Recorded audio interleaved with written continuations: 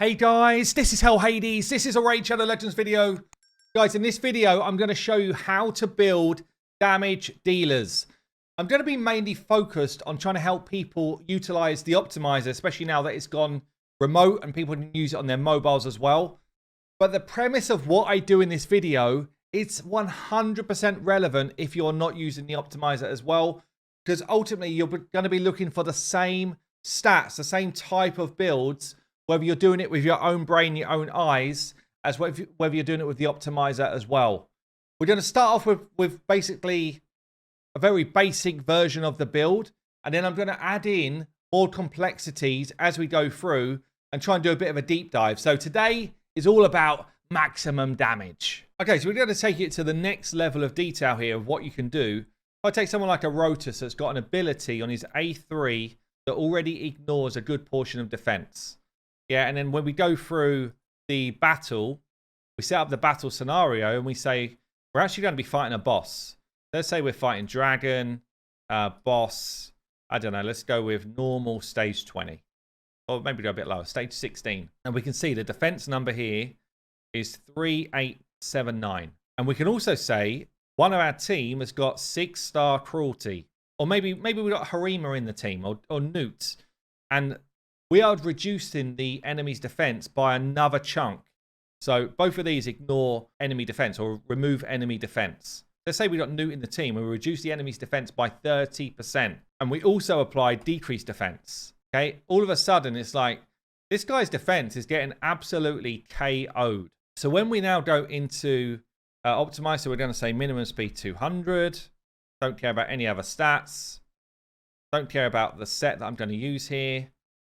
Cliffs, let's just reset and go big. Hit start. And what we'll start to see now, I'll just let this run through, stop that. So once I've got to a point that I'm happy, I can hit stop. When we start to see the builds, it's got lethal here because we've still got a decent amount of defense to ignore, but it's not a crazy amount, but it's still a decent amount that we could ignore. If we went back into the boss and chose, instead of Dragon, Clan Boss with the same setup, let's choose easy for like exaggeration purposes, yeah? Or maybe we come up a little bit. Let's choose hard. Clan Boss hard's got 442 defense, a very small number. We've still got the Newt, we've still got drop defense happening. And if we hit optimize on the same settings other than the enemy's defense and see what artifacts come back here, let's let it have a few seconds to build. That should be fine. And you'll see now we don't have any lethal or savage or cruel because the optimizer knows that there's not enough defense left to ignore for that to be a valuable build. So actually the optimizer is saying there's not very much defense on the enemy. We'd rather have more crit damage and more attack instead of more ignore defense mechanics. We've already got enough ignore defense to deal with the defense that's on the enemy. So I guess if we're like trying to just pull this back away from the optimizer for a second then, and understand, you know, how we would do these builds in game, there's a few kind of key principles, yeah? 100% crit rate is a must for your damage dealer. You then spike up the damage number, whatever the damage stat is for that champion. If it's an attack base, it's going to be attack. If it's an HP based champion, it's going to be HP, etc. Yeah, and crit damage. And the best way you tend to get there is by having crit damage gloves and find crit rate across the rest of the artifacts.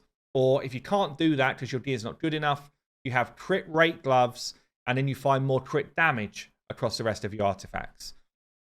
You tend to have the ring, which matches the attack stat of the champion with attack percent on it as well. Or if it's defense champion, defense with defense percent.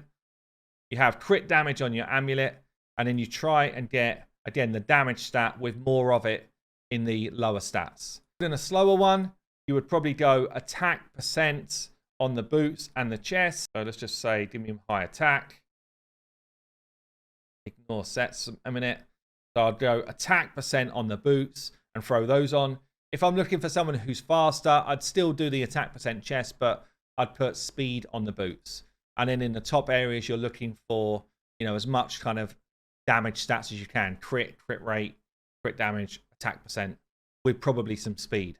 This is what Candy looks like. I actually built him on my last stream if you want to see like some of the ideas around what I was doing to build him. So yeah, it's a. Don't forget, this is my free to play.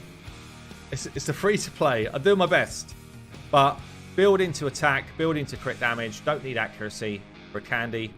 Crit damage on the gloves, attack % on the chest, speed on the boots. I would rather, if I had better gear, these would be attack % boots, and I'd still be the same speed. That's the dream, but that's a long way off on the free to play. But this is decent. Like this is me using some of my strongest offensive gear. I couldn't do it in Savage gear. That would have been better. I do have Cruel gear on though with some nice pieces. It's actually a great piece. Look at this. All of the rolls gone into damage. Double crit, crit damage, attack %. But it is honestly like double attack roll here. Crit damage, nice piece. We've got an attack banner as well. So yeah, the gear is in a pretty good spot. There's a few other things we should call out as we're doing a kind of damage video here. Blessings that are good for damage dealers. You've got Lightning Cage, protects the buffs. Also, the higher level you get, the more kind of attack-based stats that you get. And you've also got chance to do bonus damage. So this is a nice one. Ward of the Fallen is kind of pretty, I'd say weaker than Lightning Cage by quite a long way. Only really gets used on people like Arotus, honestly. So basically just reducing the damage that you're going to take. Soul Reap can be a good finisher. Tends to be better in PvE than PvP, honestly, like boss killing. But can be a good one if you just want to come in and slay some like low health dudes in the arena, or get people to low and then pop them over. And that's it really. That's the main ones that I would be using for my kind of like nuke champions. And in terms of masteries, you've got a choice. If someone's already ignoring tons of defense, then Flawless Execution is a good final mastery. If someone is needing to ignore defense, Helm Smasher is a better mastery. And ignoring defense generally wins if it's like a PvP situation. Okay, so the more defense you can get rid of, the better you're going to do at killing stuff. A lot of people run this type of mastery on a damage dealer. So Shield Breaker, just to whack through any bolster sets or what have you. Things like Ruthless Ambush for the first hit to be a nuke. Things like Single Out, because you're building high. So this increases damage against targets with less health. So just taking out tanks. This one, if you're building high attack champions, you've probably got lower health. So this one generally kicks in for PvP, and it always kicks in pretty much for PvE. And then you've got choices down here. So, you know, if you've got someone who's going to be be set up with, you know, stuns and stuff, depends how you build your team. But if someone's going to stun the enemy before you go, or sleep the enemy before you go, this is quite a big damage boost, 12%.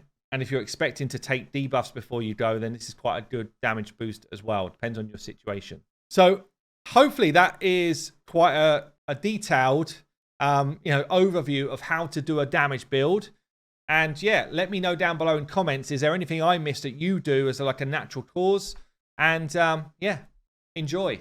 I've been HELLHADES. Look out for these other videos, how to build tanks and how to build speed freaks, coming soon. I'll see you later.